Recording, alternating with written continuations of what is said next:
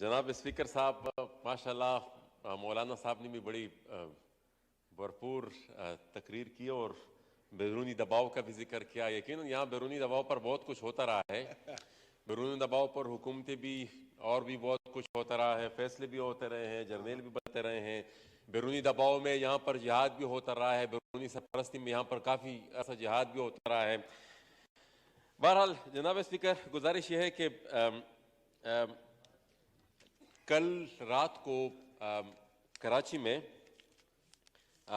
ناظم آباد میں وہاں پر کچی آبادی ہے, اس پہ ایک آپریشن ہوا اور حکومت کا مدعا شاید یہ ہو کہ یہ ایلیگل آکوپینٹ ہے. وہاں پر جو لوکل مکین ہیں ان کا یہ مدعا ہے کہ یہ ہمارے پاس اس کے تمام تر دستاویزات موجود ہیں. تو انہوں نے تو جو کرنا تھا, وہ جو مسماری تھی, وہ جو آپریشن تھا, وہ تو انہوں نے کر دیا.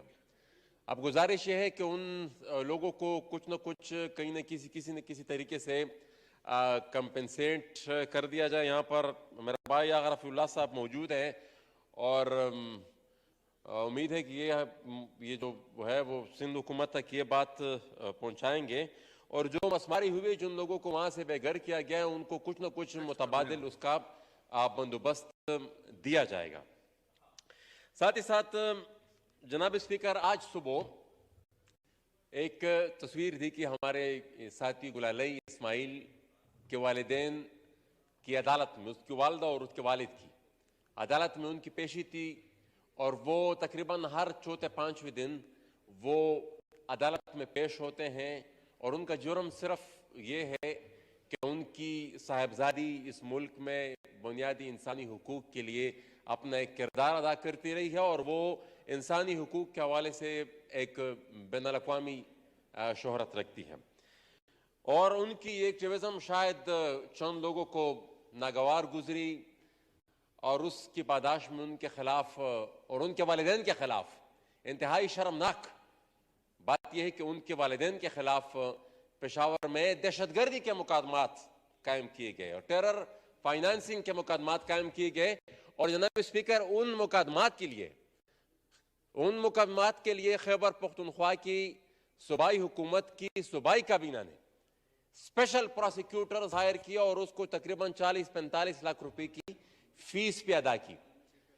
تو ہم سب جانتے ہیں کہ یہ ان کے اوپر ایجنسیوں کا پریشر ہوگا, اسی پریشر کے تحت انہوں نے یہ عمل کیا ہوگا. لیکن جناب اسپیکر, خود بھی تو کچھ سہ ہوتی ہے, کچھ اپنے بھی کچھ عقل ہوتی ہے, کچھ اپنے بھی اخلاقیات اور روایات, کچھ ایتھکس ہوتی ہے, جو کہ میرے خیال میں ہماری پختونخوا کی صوبائی حکومت جب وہ اس حد تک کہ وہ ایک گلالئی اسماعیل کے بوڑھے والدین کے خلاف کیسز, بے بنیاد کیسز کو چلانے کے لیے ان کے بوڑھے والدین کو ہر دن وہ عدالت میں پیش ہوتی ہیں. اور میرے خیال میں یہ جب ہم دیکھتے ہیں تو ہم یہ کہہ سکتے ہیں کہ نہ کوئی اخلاقیات رہی, نہ کوئی روایات رہی, نہ کوئی انسانیت رہی. اور یہ چیف منسٹر بھی اپنے گھر جاتا کر اپنے بچوں سے کہتا ہوگا کہ میں بھی چیف منسٹر ہوں, میں بھی ایک صوبے پہ حکومت کرتا ہوں. اسی طرح اس کابینہ, جس کابینہ نے اس پورے کیس کو, اس پورے جو کیسز چل رہے ہیں وہ تو چل رہے ہیں, لیکن جس طریقے سے صوبائی کابینہ نے اسپیشل پروسیکیوٹرز ہائر کیے اور وہ کیس اس کو کچھ ہے نہیں, اس میں کچھ کانٹینٹ ہے نہیں, اس کو پرولونگ کر رہے ہیں. تو میرے خیال میں وہ جو تصویر سوشل میڈیا پہ, تو وہ پوری قوم کے اوپر میرے خیال میں ایک تمانچہ ہے پوری پاکستان کی سیاسی قیادت. لیکن اب والدین کو کسی فرد کی سیاسی اوپینین یا اس کی ایکٹیویزم کے بنا پر ان کے والدین کو نشانہ بنانا, میرے خیال میں اس سے زیادہ شرمناک بات کوئی بھی نہیں ہو سکتی. جو آرکیٹیکٹ ہیں جن ایجنسیوں کے کہنے پر وہ کیسز بنائے گئے ہیں, اور سب سے زیادہ پھر جو صوبائی حکومت نے جس شرمناک طریقے سے اس کیس کو آگے بڑھایا. دیکھیے جناب اسپیکر, یہ مسئلہ یہ ہے کہ پھر لوگ, اور یہ اکراس دا بورڈ یہی ہو رہا ہے, ہم سے لوگ توقعات رکھتے ہیں کہ بھائی یہ رجیم چینج ہوئی, یہاں پر کچھ نہ کچھ فرق ہو, اس میں آئے گا. ٹھیک ہے, یہ صوبائی حکومت تحریک انصاف کی ہے, میں وہ آئی ایگری ود دس, لیکن مطلب یہ کچھ نہ کچھ فرق ادروائز بھی دکھائی دیا جانا چاہیے. اطالوی وزیر کا کیس اتنا پرولونگ ہوا, وہ ایک سے بعد دوسرا کیس, دوسرے سے بعد تیسرا کیس, اس میں سندھ میں اس کے اتنے زیادہ 1 درجن کیس, ایک ایف آئی آر ختم ہوتی تھی, پھر اس کے بعد دوسری ایف آئی آر وہ ختم ہوتی تھی, پھر اس کے بعد تیسری ایف آئی آر. جب وہاں سارے کیسز ختم ہو گئے, پھر اس کے بعد پشاور میں اس کے بنو میں اور ڈی خان میں اس کے خلاف کیسز نکالے گئے.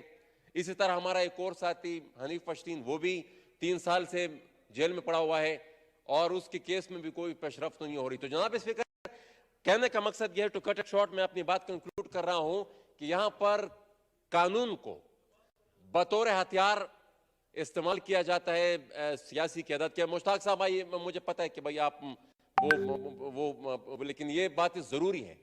یہ باتیں نہیں کریں گے تو کون کیا مطلب, پھر ہم یہاں پر کس لیے بیٹھے ہوں؟ ہمارے پھر یہاں پر آنے کا مقصد کیا ہے؟ شکریہ, آپ جب وہ پوائنٹ آ گیا.